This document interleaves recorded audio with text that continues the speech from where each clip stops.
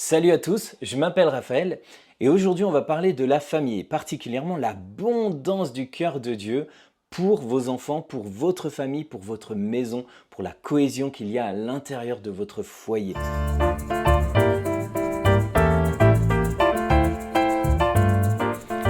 Quelles sont les ressources que tu utilises pour faire grandir tes enfants, pour les élever, les éduquer? Nous étions en Afrique du Sud avec ma famille pendant un voyage missionnaire. Et là, il y a une amie qui vient vers nous et qui vient me poser des questions. Alors elle me demandait quels sont les points, Raphaël, que tu as mis en place ou quels sont les critères qui étaient importants pour toi, pour que ta famille puisse vraiment refléter comme ça cette paix. La première chose qui me vient, bien sûr, c'est fonder votre éducation sur la parole et pas sur les concepts des hommes. Malheureusement, voilà, avec l'histoire, avec ce que vous avez vécu, ce qu'on a vécu, il y a des choses qu'on prend de nos parents, il y a des choses qu'on rejette, il y a des choses où on a été blessé, on veut faire l'extrême inverse.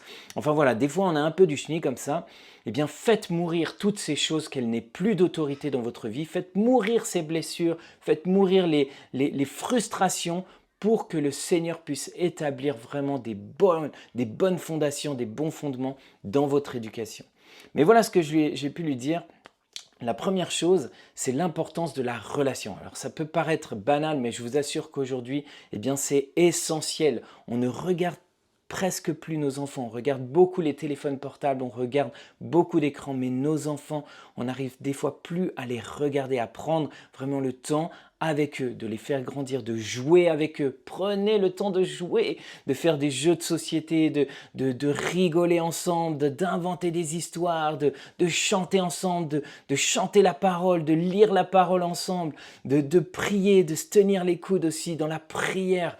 Eh bien, c'est essentiel. La relation avec vos enfants est essentielle pour qu'ils voient qu'il y a un rapport, qu'il y a un lien et qu'ils puissent vous faire confiance. Parce que c'est dans le lien de cette connexion qu'ils pourront vous faire confiance dans l'autorité que Dieu vous donne à exercer dans votre famille.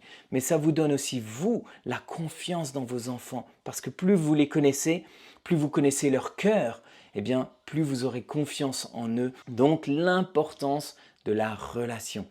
Et puis, le deuxième point, c'est de former une équipe. Aujourd'hui, on a vraiment privilégié autour de nous l'individu, l'enfant. Il fait sa crise, il tape, eh bien c'est important, il faut l'écouter. Très bien. Mais par rapport à l'équipe, c'est chaotique.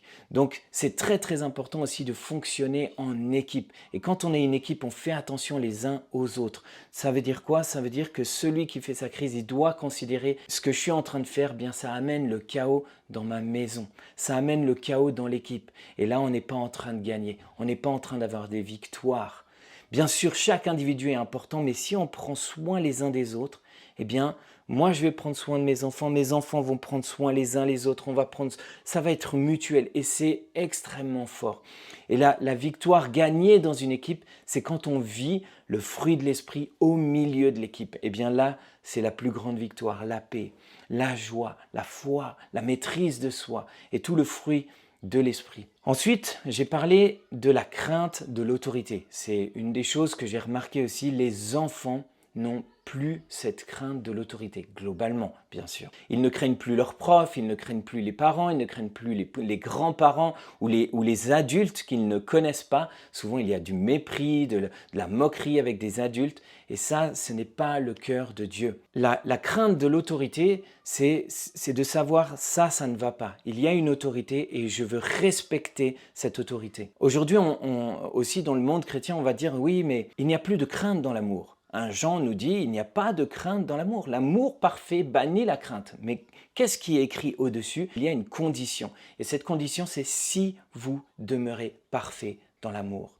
Ça veut dire quoi? Ça veut dire que si mon enfant, il est en train de jouer tout tranquille et que je m'approche de lui, j'espère qu'il ne sera pas dans la crainte. Parce que s'il est dans la crainte, ça veut dire que je suis un très mauvais père injuste et qui pète un plomb pour n'importe quoi.